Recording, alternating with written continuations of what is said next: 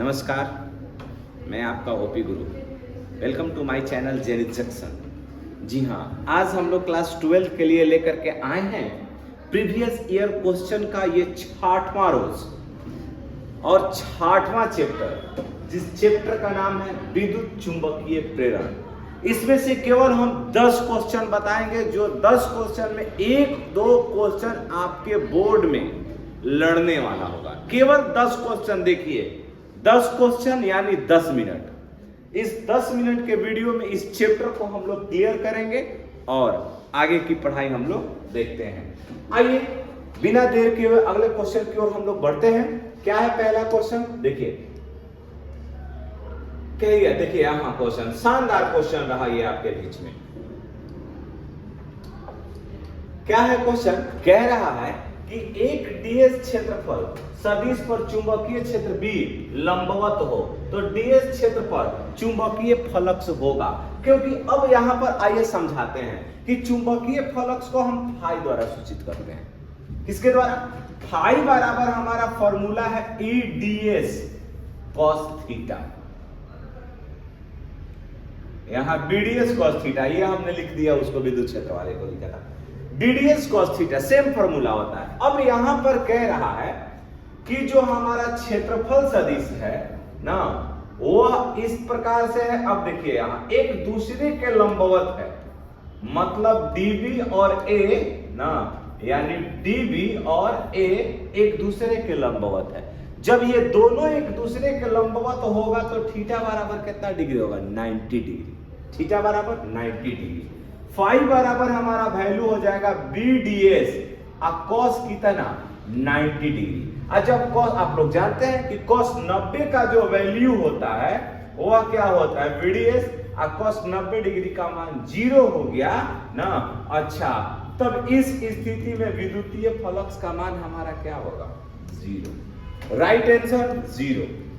जब अगर लंबवत होगा तो हमारा चुंबकीय फ्लक्स और विद्युत क्षेत्र विद्युतीय फ्लक्स, इन दोनों का मान हमारा क्या होता है? 0 होता है। अगर आपसे विद्युत फ्लक्स पूछेगा तो भी 0 हो जाएगा, क्योंकि विद्युत फ्लक्स में फाई बराबर क्या होता है? EDS cos थीटा, और चुंबकीय फ्लक्स में BDS cos थीटा। E विद्युतीय क्षेत्र, B चुंबकीय क्षेत्र। इसी चीज को समझना है। तो इस पहले का राइट आंसर होने वाला है हमारा क्या चीज? डी। ये क्वेश्चन आपको 2024 में पूछा हुआ था। आइए अगला क्वेश्चन देखते हैं। ये देखिए,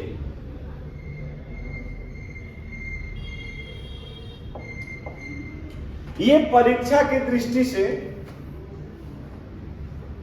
इंपॉर्टेंट क्वेश्चन है, एकदम इंपॉर्टेंट है। कह रहा कि चुंबकीय ऊर्जा घनत्व का मात्रक क्या होता है? तो याद रखिएगा, चुंबकीय ऊर्जा घनत्व का मात्रक होता है B² upon 2 into mu naught. B² upon 2 into mu naught. ये हमारा राइट आंसर रहने वाला है। दूसरा का ये याद रखिएगा, आप ऑलरेडी हमेशा के लिए याद रख लीजिएगा। अगला क्वेश्चन की ओर हम लोग बढ़ते हैं। क्वेश्चन नंबर 3 देखिए, ये रहा शानदार क्वेश्चन आपके बीच में। क्या है क्वेश्चन? इस चीज को समझिए कि जब किसी कुंडली में धारा 0.1 सेकेंड में 5 एम्पियर से 2 एम्पियर में परिवर्तित होती है, अब 50 वोल्ट का औसत वोल्टेज उत्पन्न होता है, तो कुंडली का स्वप्रेरणकत्व क्या होगा? तो याद रखिए बबुआ, E बराबर जो हमारा मान होता है L DI अपॉन कितना? DT। ये हमारा I चाहिए।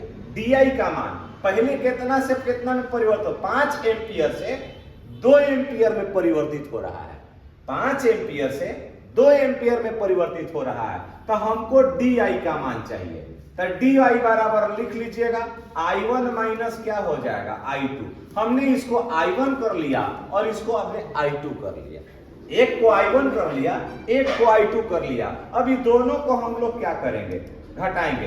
5 में से 2 घटा दीजिएगा, क्या बचा भाई? 3 एम्पियर। क एम्पियर? ये DI का मान ऑलरेडी हो गया। अब यहां पर समझियो, E जो वोल्टता है वह क वोल्ट दिया है? 50 वोल्ट। इस ई के जगह पर आप 50 रख दीजिए, रखा गया। अच्छा बराबर एल ना, हमको एल का वैल्यू निकालना है भाई, ध्यान दीजिएगा। और आई के डी आई के जगह पर हमारा मान क्या हो गया 3 एम्पियर 3। अच्छा समय कितना में कह रहा है 0.1, यहाँ 0.1 रख दीजिए।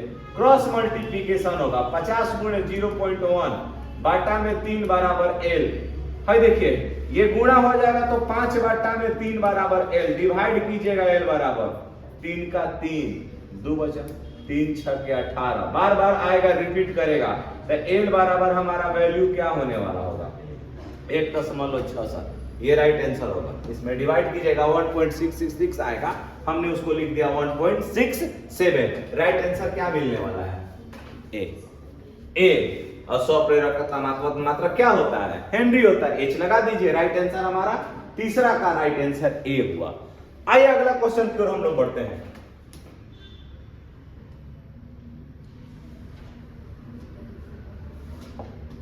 ध्यान से कह रहा है कि डायनेमो की क्रिया निम्नलिखित में से किस सिद्धांत पर आधारित है। डायनेमो कह रहा है कि डायनेमो की क्रिया निम्नलिखित में से किस सिद्धांत पर आधारित है। कह रहा है कि विद्युत धारा का ऊष्मीय प्रभाव, विद्युत धारा का चुंबकीय प्रेरण, विद्युत धारा का रासायनिक प्रभाव या इनमें से कोई नहीं। तो राइट आंसर हमारा हो जाएगा कौन चीज है विद्युत चुंबकीय प्रेरण के सिद्धांत पर। मोटर हुआ डायनेमो हुआ ये सब इसी सिद्धांत पर कार्य करते हैं, समझ गए। अच्छा अब यहां पर देखिएगा, आइए अगला क्वेश्चन हम लोग देखते हैं। इसका राइट आंसर चौथा का राइट आंसर हमारा बी होगा। अगला क्वेश्चन देखिएगा, क्योंकि डायनेमो को हम लोग एक चुंबकों के बीच में रखते हैं। अगला क्वेश्चन समझिएगा, कह रहे कि प्रेरण कुंडली एक यंत्र है जिसके द्वारा उत्पन्न होता है। क्या उत्पन्न होता है? क्वेश्चन नंबर 5, क्वेश्चन नंबर 5 कह रहा है, ध्यान से समझिएगा कि प्रेरण कुंडली एक यंत्र है जिसके द्वारा क्या उत्पन्न होता है। बताइए भाई क्वेश्चन ना, उच्च धारा, अल्प धारा, उच्च वोल्टता या अल्प वोल्टता, क्या उत्पन्न होता है? उच्च वोल्टता। राइट आंसर हमारा क्या हो जाएगा? पांचवा का राइट आंसर सी। याद करिए इसको। अगला क्वेश्चन हम लोग बढ़ते हैं।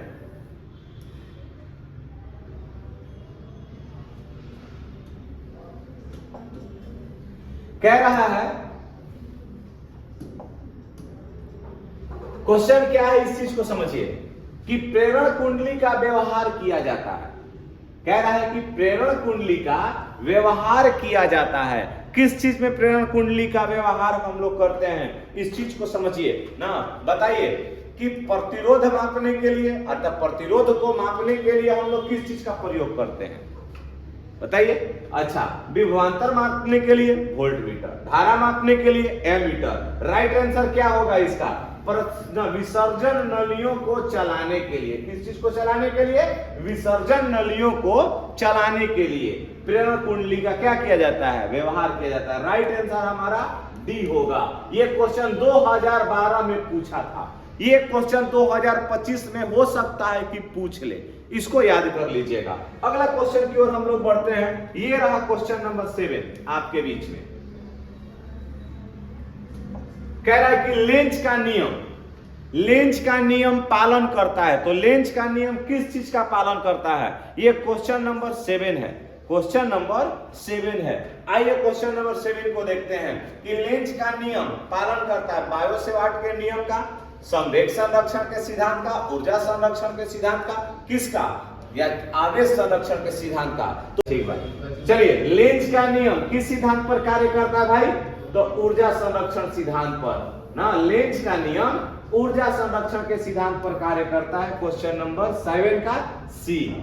अगला क्वेश्चन हम लोग देखते हैं।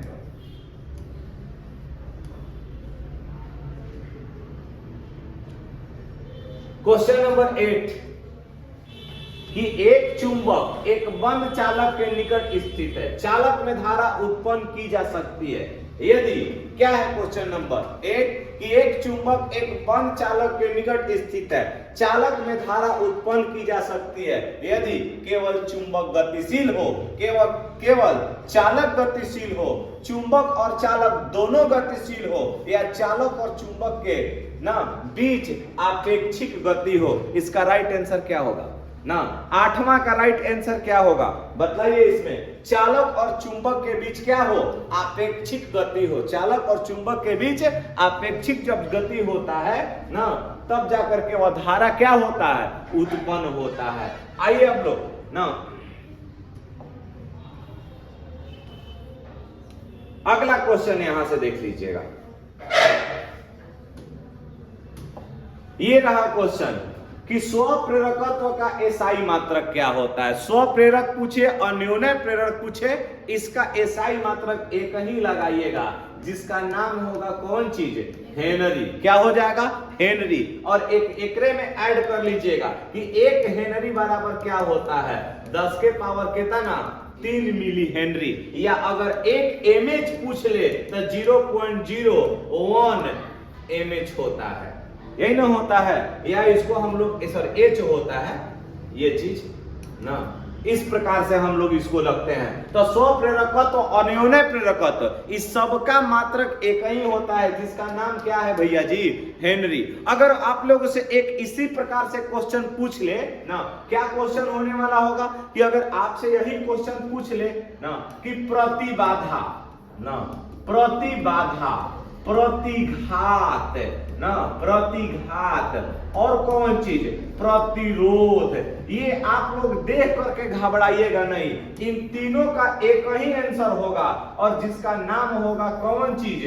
ओम। का हो जाएगा? ओम। उल्टा लोटा है ना। ये सब का एक ही मात्रक होता है क्योंकि ये सब कुछ सब प्रतिरोध ही है ना, प्रतिरोध ही है। ये सबका मात्रक ओम होता है। तो याद रखिए, प्रतिबाधा का, प्रतिघात का, प्रतिरोध का जो मात्रक होगा वह क्या होगा? ओम होगा। और ना स्वप्रेरकत्व और अन्योन्य प्रेरकत्व का जो मात्रक होगा वह हमारा क्या हो जाएगा? हेनरी। आइए अगला क्वेश्चन हम लोग बढ़ते हैं, नेक्स्ट क्वेश्चन की ओर बढ़ते हैं। आ गया क्वेश्चन यहीं पर, देखिए जो अभी हमने बताया है वही है कि 1 हेनरी बराबर होता है। 1 हेनरी किस चीज, किस मान के बराबर होगा? 10 के पावर 3 एमएच के बराबर होगा। 10 के पावर 3 एमएच के बराबर होगा। इस प्रकार से क्वेश्चन आप लोगों को, ये 10 क्वेश्चन हमने बताया है। इस 10 क्वेश्चन में आपके बोर्ड में 2 क्वेश्चन इत्मीनान से लड़ेगा। आज के लिए इतना ही। जय हिंद, जय भारत। फिर मिलते हैं अगले चैप्टर में।